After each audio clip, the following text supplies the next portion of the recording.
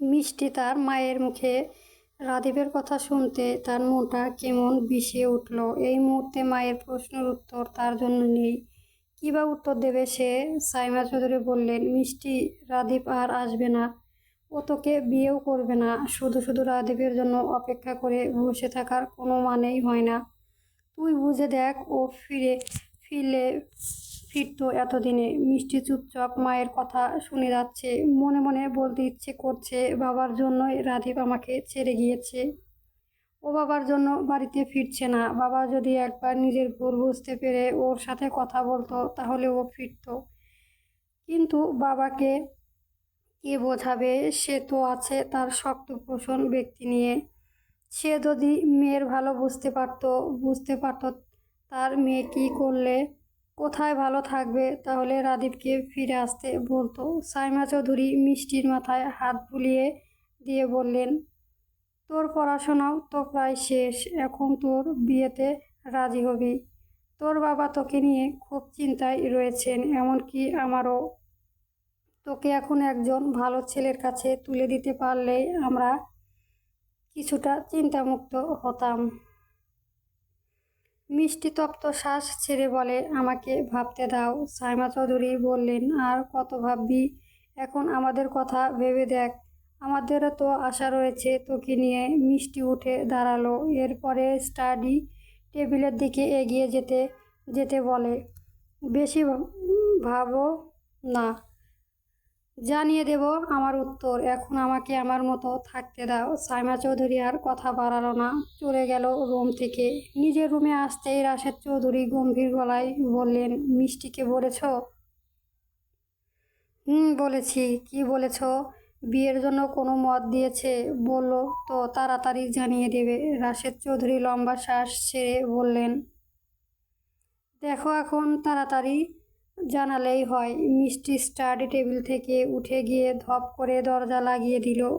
বিছানায় এসে বসল। একটু আগেই মায়ের বলা কথাগুলো মনে করে চোখ দিয়ে অনবরত পানি পড়ছে। সত্যি তাকে কথাগুলো এখন ভাবাচ্ছে। রাধি ফিরে এলে তো এতদিনে আসতোই, আর আসবেই বা কেন? তার বাবার কথার জন্যই তো আসে না। মিষ্টি বড় বড় শ্বাস ফেলে কান্না থামল। তার মা সত্যি বলেছে, মেয়েদের একদিন না একদিন বাবার বাড়ি ছেড়ে পরের ঘরে চলে যেতেই হবে। তারও সময় হয়ে এসেছে।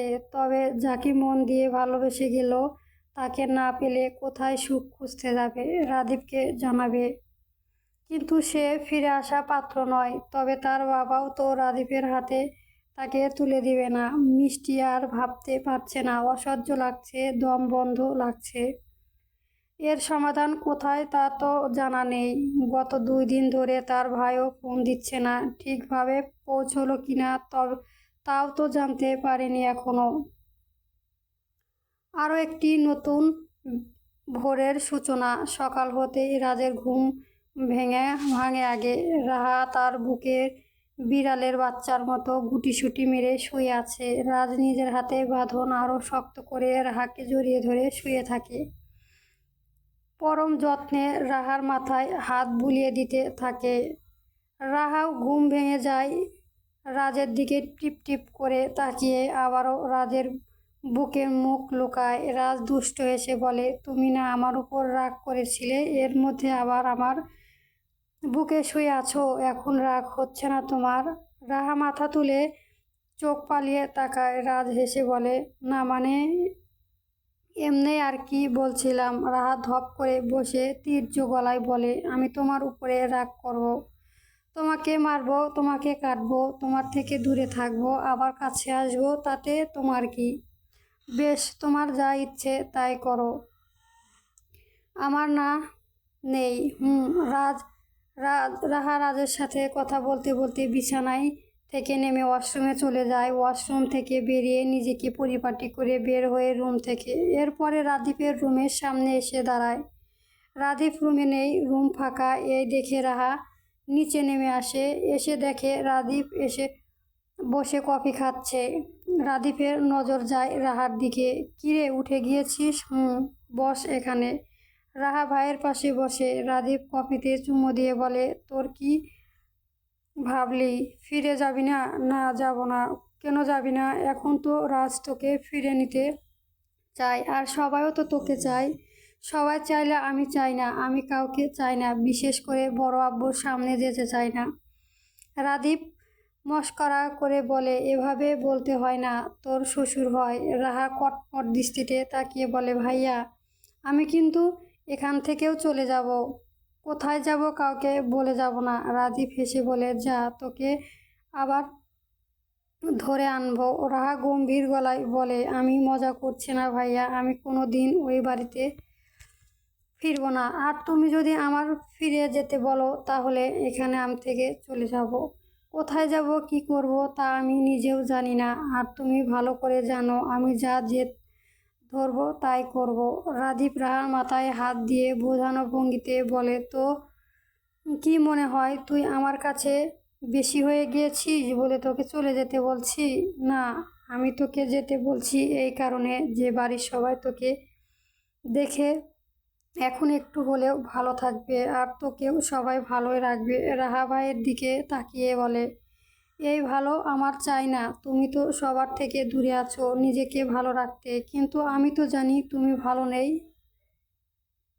তোমার মন বুঝতে পারি আমি, আর আমি তোমাকে দেখেই ওইখানে গিয়ে ভালো থাকতে পারবো না। রাদীপ মনে মনে বলে, বড্ড জেদ তোর। তোর এভাবে কিছু বললে তুই শুনবি না, তোকে অন্যভাবে দেশে পাঠাতে হবে, আর এই নিয়ে রাজের সাথেও কথা বলতে হবে।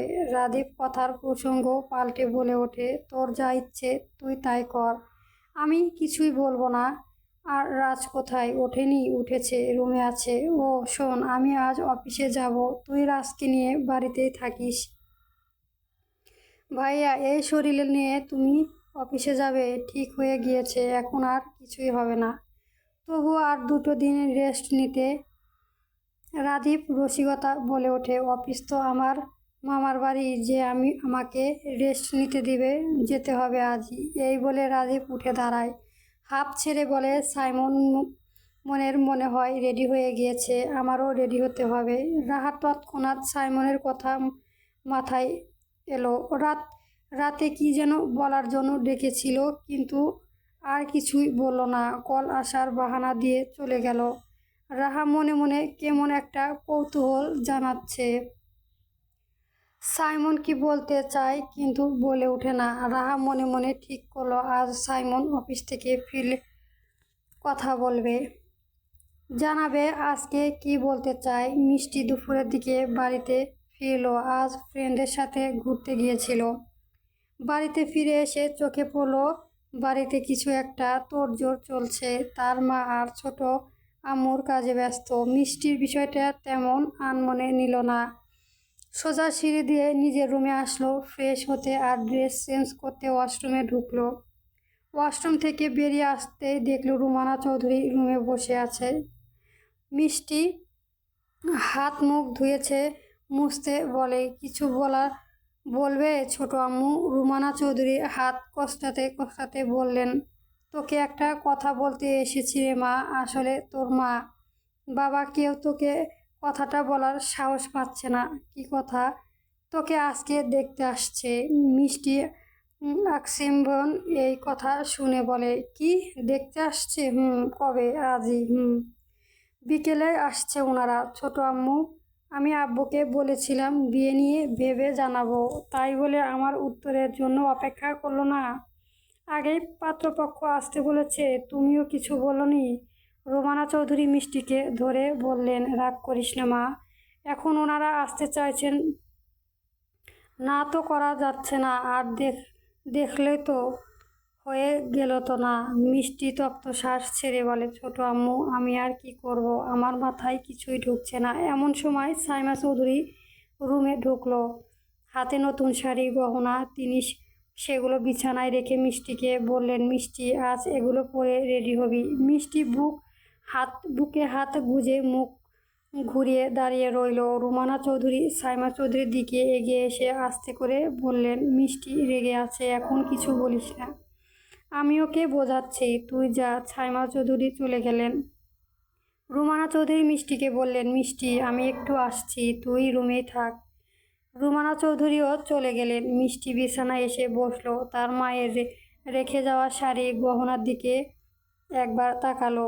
বুক ফুটে কান্না আসছে। সে তো এগুলো পরে অন্য কারো সামনে যেতে চায় না, আর যার সামনে যেতে চায় তার কথা মুখে ফুটে বলতেও পারছে না। মিষ্টির শাড়ি গহনার দিকে তাকিয়ে ঝরঝর করে কেঁদে উঠল। পরক্ষণেই নিজের সামনে নিয়ে উঠে দাঁড়ালো। স্টাডি টেবিলের দিকে এগিয়ে গিয়ে ব্যাগ থেকে ফোনটা বের করলো। ফোনে হাতে নিয়ে আবারও হতাশ হয়ে উঠল। এখনও তার ভাইয়ের আইডি বা নাম্বার থেকে কোনো ফোন মেসেজ আসেনি। মনে মনে আল্লাহকে ডাকছে একবার যাতে তার ভাই কল দিয়ে পাত্রপক্ষ আসার কথাটা জানিয়ে দিবে। সন্ধ্যার দিকে রাদীপ আর সাইমন অফিস থেকে বাড়িতে ফিরে এলো। সাইমন নিজের মতো রুমে চলে যায়, আর রাদীপ নিজের রুমে যাওয়ার আগে রাহা রুমে এসে নক করে। রাহার সাথে দরজার সামনে এসে দাঁড়িয়ে বলে, হ্যাঁ ভাইয়া বলো। রাজ কোথায়? রুমে আছে। হ্যাঁ ভাইয়া রুমে আছে, আসো। রাহা সরে দাঁড়ায়। রাদীপ রুমে ঢুকলো। রাজ বিছানায় বসেছিল। রাদীপ রাজের দিকে কিছু একটা এগিয়ে দিয়ে বলে, এই নে তোর নতুন সিম কার্ড, ফোনে লাগা। আমার মাথাতেই ছিল না এইটার কথা। রাজ বলে, থ্যাঙ্কস ইউ ভাইয়া। রাদীপ চলে যায় নিজের রুমে। রাজ নিজের ফোন সিম লাগিয়ে ফোনে এর কিছুক্ষণ পরে মিষ্টিকে হোয়াটসঅ্যাপে কল দেয়। কয়েকবার কল দেওয়ার পরেও মিষ্টি কল ধরে না। মিষ্টি কোনো কাজ করছে ভেবে আর কল দেয় না। রাজ টেক্সট করে, আমি ভালোভাবেই এখন এসেছি, আর রাহাকেও এখানে পেয়েছি, ও ভালোই আছে, আর এখানে কার কোনো থিম ছিল না বলে তোর সাথে কথা বলতে পারিনি। তুই আর চিন্তা করিস না। মিষ্টিকে এই মেসেজ দিল রাজ। এরপরে ফোনটা রেখে রাহার সাথে কথা বলতে লাগলো। এদিকে পাত্রপক্ষ মিষ্টিকে দেখতে এসে আংটি পরিয়ে দিয়ে গিয়েছে। মিষ্টি তার মা বাবার মুখের দিকে তাকিয়ে কোনো টু শব্দ করতে পারেনি। বিশেষ করে রুবেল চৌধুরী মিষ্টিকে আলাদা করে মাথায় হাত রেখে বুঝিয়েছে। মিষ্টি চাইলেও না করতে পারতো না, কিন্তু সময়ের পরিস্থিতি সব অন্যদিকে চলে গিয়েছে। সবার মুখে হাসি নষ্ট করার মতো দুঃসাহস হয়ে ওঠেনি তার। পাত্রপক্ষ চলে যাওয়ার পরে সন্ধ্যা। মিষ্টির মন মরা হয়ে নিজের রুমে দরজা লাগিয়ে বসেছিল। পরনের শাড়ি এখনও খোলেনি। হাতে আংটি দিয়ে তাকিয়ে বারবার কেঁদে উঠেছে। নিজেকে সান্ত্বনা দেওয়ার মতো কাউকে পাশে পাচ্ছে না। আর কে তাকে সান্ত্বনা দেবে? কেউ তো তার কাছে নেই, না তার ভাই, না রাহা। রাজ মিষ্টির থেকে কোনো কল মেসেজ না পেয়ে আবারও কল দেয়। মিষ্টির ফোনের দিকে তাকিয়ে দেখে তার ভাই কল দিয়েছে। মিষ্টি বড় শ্বাস ছেড়ে চোখের পানি মুছে কল রিসিভ করে। হ্যালো ভাইয়া, কেমন আছো? ভালো আছি, তুমি কেমন আছিস? ভালো। রাহা কেমন আছে? ভালো ভাইয়া, ভালো আছে। রাহা কোথায়? পাশেই বসে আছে। তুই কি করছিস? আর কখন থেকে কল দিয়ে গেলাম, কোথায় ছিলি? মিষ্টি নিজের কান্না আটকাতে পারল না, কেঁদে উঠল। রাজ মিষ্টির এমন কান্না শুনে কিছুই বুঝতে পারছে না। সাথে সাথে অস্থির গলায় বলে ওঠে, এই তুই কাঁদছিস কেন? কিছু হয়েছে? মিষ্টি কোনো কথা বলতে পারছে না। এক হাতে নিজের মুখে আটকে ধরে কেঁদে যাচ্ছে। একদিক থেকে রাজ বলে, এই মিষ্টি কি হয়েছে বল, তুই কাঁদছিস কেন? কেউ বকেছে? বাবা কিছু বলেছে? পরবর্তী গল্প পেতে চ্যানেলটা সাবস্ক্রাইব করবেন। ধন্যবাদ। গল্প চোরাবালির পিছু টানে চলবে।